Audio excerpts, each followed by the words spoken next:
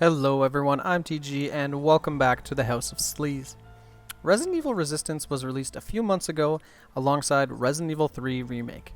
And man, no one expected this bad boy to boom like it did. Since release, Resistance has steadily been growing. Well, on the consoles anyway. But I still see both survivors and masterminds making some simple errors that can mean the difference between winning and surrendering in shame. That being said, with the overwhelming support Capcom and Neoboards keeps pouring into this game, there is no time like the present to dive in headfirst if you haven't already. So here's 16 tips for you little survivor noobs that will make getting into this amazing game easier than ever. Number 1, and say this one with me, stick with your team. There's no faster way to simultaneously die and anger the rest of the team than to just run off alone when you don't even know which way is up yet. Exploration is great, but that's why we have the practice mode. Even a level 1 player can greatly help their team just by being there and providing cover fire and support. Watch other players and learn those objectives. Number 2, use the minimap. A lot of experienced players don't even seem to know the minimap exists. The minimap is one of your most useful tools. It shows you not only the stage's layout, but also the position of the rest of your team and any objectives that have already been discovered.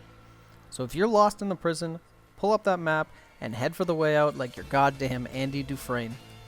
One thing I see all the time from new players is them running in circles from room to room because they just can't seem to escape the labyrinth. The minimap is a way to find the shortest route to wherever you're going. Number 3, watch the objectives. Even if you don't quite know what they are, look at the top of that screen for your objectives and updates throughout the match. Whether it be what to do or when to head to the exit, these updates are invaluable to new players. So many times the rest of the team is waiting at the exit and a little debauchka doesn't realize it's time to fucking go. And time, my friends, is umbrella credits. Not leaving ASAP when the objective is complete gives the mastermind a chance to squeeze just a little more time off that clock with guns, traps, creatures, and harsh words. No one likes a slowpoke. Number 4, and my personal favorite to see whenever I'm playing Mastermind.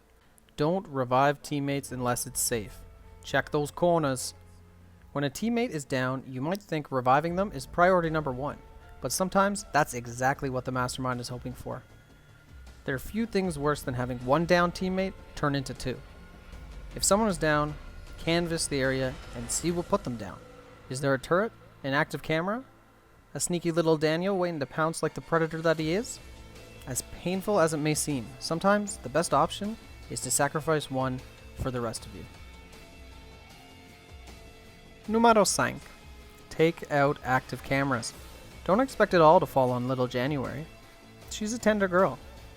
Destroying an active camera, the ones glowing red, will add 10 seconds to the clock as well as stop the mastermind from taking any action. This is especially important against camera-oriented masterminds like Spencer or that filthy Sutka Nikolai.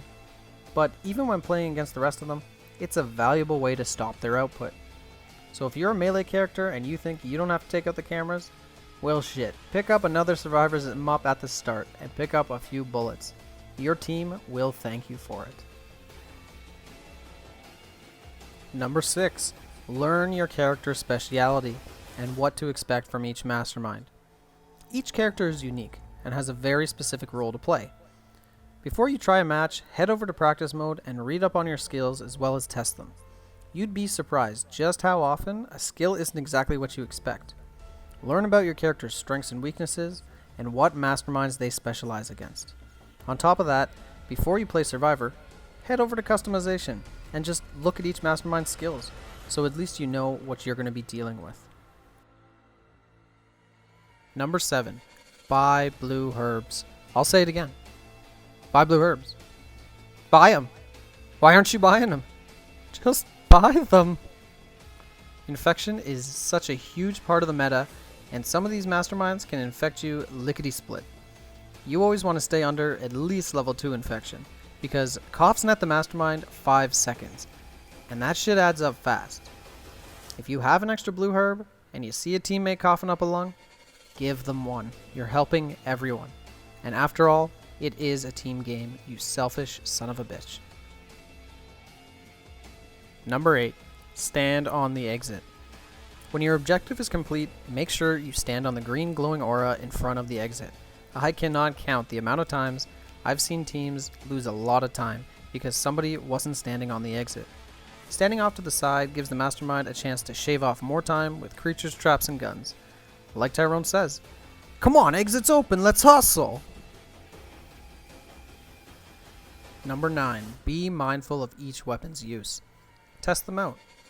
You want to take out a camera? Don't buy a quick draw. A Matilda or a machine gun are your best friends. Hordes of zombies? That's when you grab your quick draw.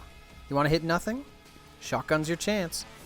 Every gun has its use, and don't discount them up. Some builds can utilize its higher than average damage, making it a crit monster. Number 10. Focus your reticle. If you're using a slow firing gun like the Lightning Hawk, focus your reticle before you fire. That can mean the difference between 700 damage and 2000 damage. If you take the time and practice your aim, you'll get huge damage and heavy knockback with every bullet, saving resources and taking out creatures faster. Number 11. Run and gun. Short controlled bursts. If you're squaring off against a creature-heavy mastermind like Annette, or a filthy piece of poo-poo like Daniel, you don't necessarily need to kill everything.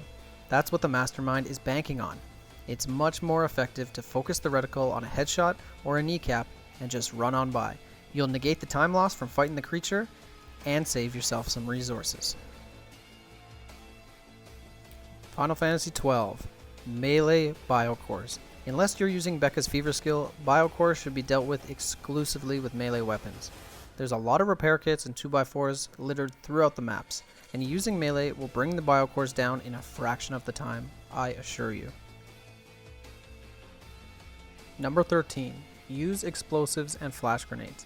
It's always a good idea to keep one on your person at all times. Explosives can clear a room full of traps and creatures, save allies getting bit, and momentarily stun bioweapons. A flash grenade, on the other hand, is a girl's best friend. These little sweethearts render a room of creatures and even bioweapons immobile for a brief time. That means you can get in and get out like no one knows you were there. Number 14. Don't be afraid of restocking mid-level. Everyone needs a little help from time to time, except me. The save rooms are more than a place for cowards to hide from bioweapons. Each area has 2, one where you start and one somewhere else on the map. If you're running low on ammo, believe me, the time it takes to go buy some greatly outweighs the effectiveness of just using your knife on everything and contributing absolutely 0 to your team. Number 15. Pick up items and share. Keep an eye out for items while running around the map.